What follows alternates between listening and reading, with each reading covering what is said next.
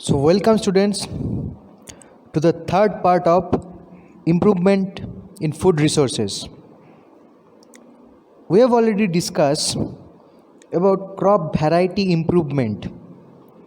अब एक फार्मर हो तुम, एक अच्छा क्रॉप वैरायटी तो तुम चूज़ कर लिए जिसका जो प्रोडक्ट होगा उसका क्वालिटी अच्छा है, क्वांटिटी अच्छा है, वो बायोटिक एबायोटिक फैक्टर से रेजिस्टेंस है, यानी कि जल्दी बीमार नहीं पड़ता है, ख़राब नहीं होता है। अब सेकेंड जो स्टेप है वो है क्रॉप प्रोडक्शन मैनेजमेंट। ये है क्या भाई? क्रॉप प्रोडक्शन मतलब जब क्रॉप ग्रोइंग कंडीशन में है, when you are cultivating, when the crop is growing inside the field, inside the cultivar, then what are the measures or facilities you have to give to the crop for a successful agronomy? So let's start. So crop production management deals with three things: nutrient management, irrigation management, and thirdly cropping pattern. Nutrient management बोले तो भाई plant अगर grow होगा, grow होने के लिए plant को तो खाना चाहिए, तो उसको अच्छा खाना नहीं मिलेगा, न्यूट्रिएंट्स मिलेगा तो ग्रो कैसे होगा। सेकंड इरिगेशन, अब जो फूड हम लोग सॉइल में दे रहे हैं, प्लांट का अपना खाना कहाँ से लेते हैं? सॉइल से।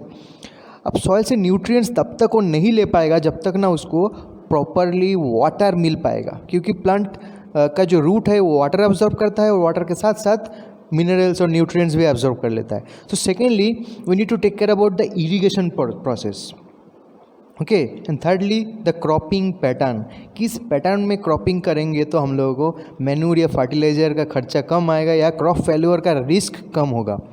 यानी कि यहाँ पे हम लोग क्या डिस्कस करने जा रहे हैं कि ट्रेडिशनल जो प्रोसेस चलते हुए आ रहे हैं वैसा नहीं, कुछ हटकर हम लोगों को देखना है, ताकि जो बढ़ते हुए जो डिमांड है पॉपुलेशन का उसको हम लोग फुलफिल कर पाए और हेल्दी फूड दे पाए। So plant nutrition, we will talk about plant nutrition. Nutrients are supplied to plants by air, water and soil. There are 16 nutrients which are essential for plant. अब ग्रोथ होने के लिए कहीं पे 16 है, कहीं पे 17 भी मिलेगा। ये एसेंशियल एलिमेंट्स बहुत ही ज़रूरी है, इन लोगों के बिना प्लांट का ग्रोथ हो ही नहीं सकता है। तो एयर से मिलता है कार्बन और ऑक्सीजन, क्योंकि ये गैसियस एलिमेंट्स है, और हाइड्रोजन मिलता है, ये डायरेक्टली प्लांट्स एयर से हाइड्रोजन नहीं ले पाता है, और क्योंकि फोटोसिंथेसिस के दौरान जो वाटर मॉलिक्यूल्स है उसको स्प्लिट अप कर दिया जाता है हाइड्रोजन और हाइड्रोक्साइड आयन में, तो उसी समय प्लांट्स को हाइड्रोजन मिल जाता है। और सॉइल से बाकी 13 जो न्यूट्रिएंट, तो 3 हो गया, एक कार्बन, ऑक्सीजन और हाइड्रोजन, और बाकी 13 जो न्यूट्रिएंट्स है सॉइल से मिल जाता है। Among this 13 nutrients 6 are required in large quantities, ज़्यादा मात्रा में चाहिए कुछ, और are therefore called macro nutrients. Macro मतलब बड़ा, लार्ज। तो जो एसेंशियल जो एलिमेंट्स है, एसेंशियल जो न्यूट्रिएंट्स है, उसमें से 6 न्यूट्रिएंट जो सॉइल में पाया जाता है वो ज़्यादा मात्रा में चाहिए, इसलिए उसको कहा जाता है मैक्रो न्यूट्रिएंट्स। जो बाकी जो रहा कितना, 7, so other 7 nutrients are used by plants in small quantities and are therefore called micronutrients. Micro मतलब छोटा, पिद्दी।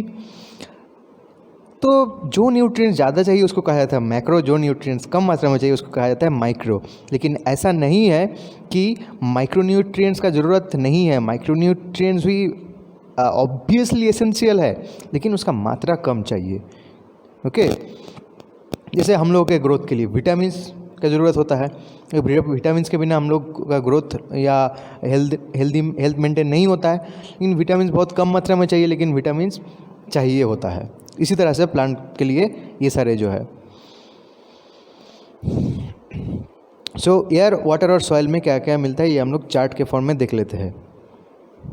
From air we are getting carbon and oxygen, यानी कि एयर में एक्चुअली जो कार्बन डाइऑक्साइड होता है उस चीज़ से कार्बन डाइऑक्साइड का जो इनऑर्गेनिक कार्बन है उसको ऑर्गेनिक कार्बन में कन्वर्ट किया जाता है फोटोसिंथेसिस के दौरान, और ऑक्सीजन प्लांट अपना रेस्पिरेशन के समय ले लेता है। वाटर से मिलता है हाइड्रोजन और ऑक्सीजन, क्योंकि वाटर मॉलिक्यूल को प्लांट जब तोड़ता है फोटोसिंथेसिस के दौरान तो क्या प्रोड्यूस करता है, हाइड्रोजन आयन और हाइड्रोक्साइल आयन।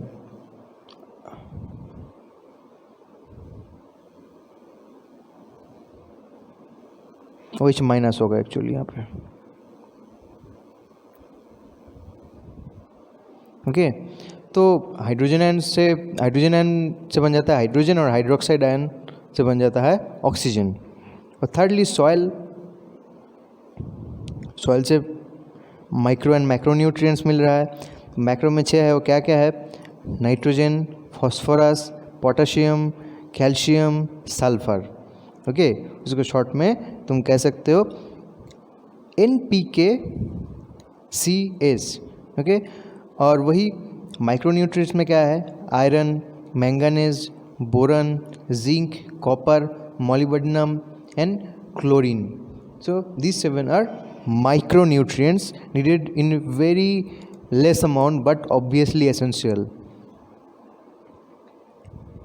अब ये माइक्रो एंड माइक्रो न्यूट्रिएंट्स जो है ये प्लांट्स को मिलेगा कहाँ से, कैसे प्रोवाइड किया जाएगा, उसके लिए हम लोगों को मैन्योर एंड फर्टिलाइज़र यानी कि खाद जो है सॉइल के साथ खाद मिलाना पड़ेगा, मैन्योर्स एंड फर्टिलाइज़र के फॉर्म में।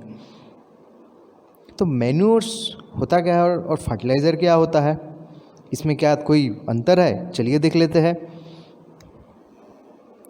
Manure contains large quantities of organic matter and also supply small quantities of nutrients to the soil. Manure में ज़्यादा से ज़्यादा मात्रा में ऑर्गेनिक न्यूट्रिएंट्स रहता है, लेकिन मैन्योर का एक्शन बहुत स्लो होता है, क्योंकि मैन्योर में बहुत कम मात्रा में न्यूट्रिएंट रहता है। ऑर्गेनिक न्यूट्रिएंट रहता है लेकिन न्यूट्रिएंट का मात्रा बहुत कम होता है। Manure is prepared by decomposition of animal excreta and plant waste, यानी कि cow dung, spills of vegetables, wastage food, ये सब चीज़ को मिला के हम लोग अपना घर पे यानी कि अपना यार्ड में, अपना फील्ड में खुद से नेचुरल प्रोसेस से मैन्योर प्रोड्यूस कर सकते हैं। उस चीज़ को एक्चुअली सरा के after the rotting process of those it will be converted into manure.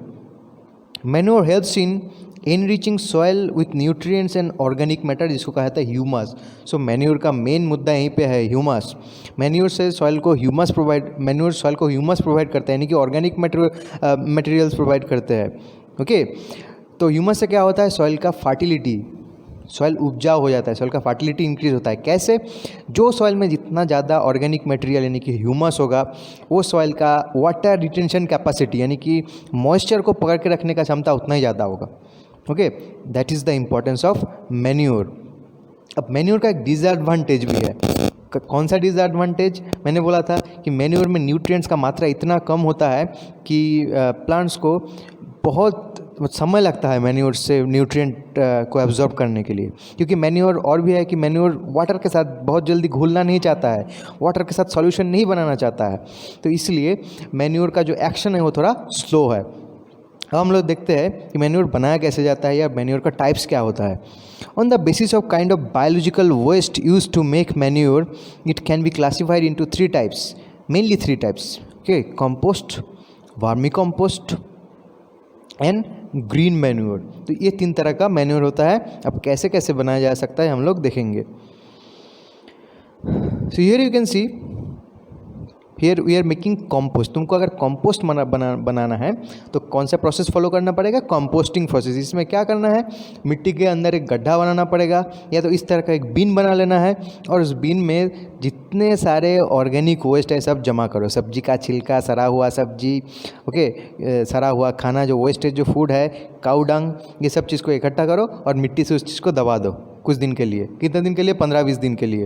Okay, अब 20 दिन के बाद वो जो इसमें जो ऑर्गेनिक मटेरियल्स था, वेस्ट मटेरियल्स था, वो सब बैक्टीरिया और फंगस के एक्टिविटीज़ की वजह से नेचुरली ये कन्वर्ट हो जाएगा किसमें, मैन्योर में, खाद में। ओके, जिस चीज़ को हम लोग अब एग्रीकल्चरल फील्ड में अप्लाई कर सकते हैं। तो इस प्रोसेस को कहा जाता है कंपोस्टिंग। कंपोस्टिंग मतलब सड़ना कोई चीज़। This one is vermi composting. अब वही कंपोस्टिंग में टाइम लग रहा था 15 से 20 दिन, ओके।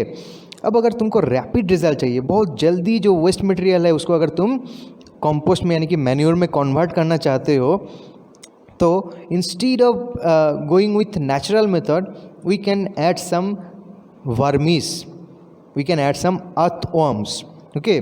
तो ये जो अर्थवर्म्स है इसके पास कैपेसिटी क्या है, ये with in 48 to 72 hours, okay. मतलब कितना जल्दी से, जो कहाँ पे 15-20 दिन, कहाँ पे 2 दिन 3 दिन।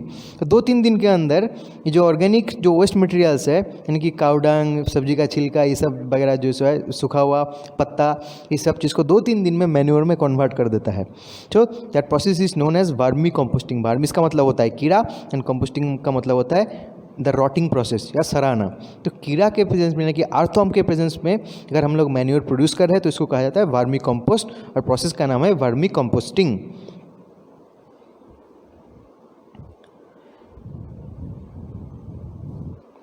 अब ग्रीन मैन्योर जो है, ग्रीन मैन्योर क्या है 3rd नंबर में? Green manure actually, green manure these are prepared from legumins, legumes जो है, ओके। लेग्यूम्स क्या होता है? Leguminous plant. लेगुमिनस प्लांट बोले तो मटर, बीन, सोयाबीन, चना, ये सब जो है यानी कि लेंटिल, ग्रीन पी, ग्राम, ग्रीन ग्राम, ये सब जो है, ये सब जो प्लांट को कहा जाता है लेगुमिनस प्लांट। तो ये लेग्यूम्स का जो लीव्स है या स्टेम है, इस चीज़ को अगर कंपोस्ट करेंगे तो उस चीज़ से बनेगा ग्रीन मैन्योर, जिसमें नाइट्रोजन या प्रोटीन का मात्रा बहुत ज़्यादा होता है। अब नाउ फर्टिलाइज़र। अब भाई फर्टिलाइज़र क्या है और मैन्योर क्या है? मैन्योर तो हम लोग देख लिए। तो fertilizers are commercially produced plant nutrients. अब इसको हम लोग केमिकल से लैब में बनाते हैं, ये नेचर में नहीं बनाया जाता है, okay. So these are inorganic compounds. Fertilizer supply nitrogen, phosphorus and potassium, जिसको शॉर्ट में NPK कहा जाता है। तो यही फर्टिलाइजर का मेन मुद्दा है, NPK, जो कि मैन्योर से नहीं मिल पाता है प्लांट्स को। और नाइट्रोजन, फॉस्फोरस और पोटेशियम, ये तीनों जो एलिमेंट है ये प्लांट्स के ग्रोथ के लिए बहुत ही ज़्यादा एसेंशियल है, ओके। ये रैपिड तो ये एक्सीलरेट करता है ग्रोथ को। तो ये हम लोगों को फर्टिलाइजर्स यानी कि इनऑर्गेनिक जो खाद है उसी चीज़ से मिल सकता है। They are used to ensure good vegetative growth of leaves, branch and flowers as well as giving rise to healthy plants। तो प्लांट का बहुत तुरंत ग्रोथ के लिए हम लोग ये NPK यूज़ करते हैं। जैसे कि नाइट्रोजन के लिए हम लोग यूज़ करते हैं यूरिया फर्टिलाइज़र, फॉस्फोरस के लिए हम लोग यूज़ कर सकते हैं फॉस्फेट, सुपर फॉस्फेट फर्टिलाइज़र, और पोटेशियम के लिए पोटास जो फर्टिलाइज़र होता है, ये सब यूज़ किया जाता है कॉमनली। अब दोनों में अंतर अगर किया जाए, डिफरेंशिएट किया जाएगा था मैन्योर फर्टिलाइज़र में, तो we can see that manure is a natural substance whereas fertilizer is a man-made or chemical substance. Manures are organic in nature whereas fertilizers are inorganic nature, क्योंकि केमिकल से बनाया जाता है। It adds humus to the soil, soil का organic materials को बढ़ा देता है, but it doesn't add humus, okay. Instead of it add NPK, nitrogen, phosphorus and potassium provide करते हैं। It is not nutrient specific. Manure में properly कोई nutrients के लिए हम लोग नहीं यूज़ करते हैं मैन्योर को, बट फर्टिलाइज़र को NPK के लिए यूज़ करते हैं। Manure is cheaper in cost, क्योंकि खुद भी बना सकते हो भाई, तो सस्ता तो होगा ही, ओके। और वेस्ट मटेरियल को देखिए, हम लोग वेस्ट मटेरियल को कन्वर्ट किया जा रहा है मैन्योर में।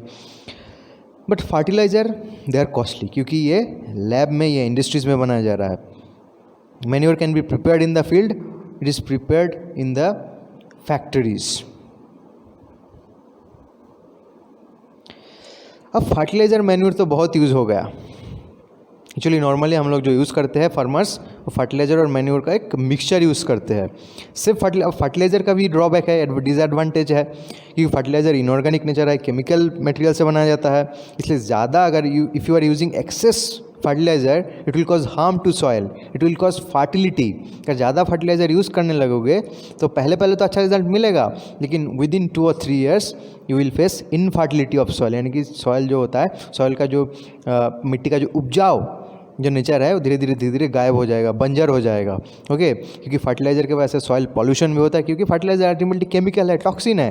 ओके, और ये फर्टिलाइज़र अगर खेत के आसपास जो वाटर बॉडीज़ है, पॉन्ड्स, लेक्स में जाके मिलेगा तो ये यूट्रोफिकेशन कॉज कर देगा, यानी कि उसको टॉक्सिक बना देगा उस पानी को, और उसमें पानी में रहने वाला जो फिश या एक्वाटिक ऑर्गेनिजम्स है उसको मार देगा। इसलिए फर्टिलाइज़र का बहुत सारे डिसएडवांटेज है, क्योंकि इससे पॉल्यूशन फैलता है। इसलिए नॉर्मली हम फार्मर लोग जो है मैन्योर और फर्टिलाइज़र का मिक्सचर यूज़ करते हैं, लेकिन एक तीसरा रास्ता में यहाँ पे हम लोगों को बनाना है, क्योंकि हम लोग इम्प्रूवमेंट के बारे में सोच रहे हैं, तो नया कुछ नहीं होगा तो क्या फ़ायदा।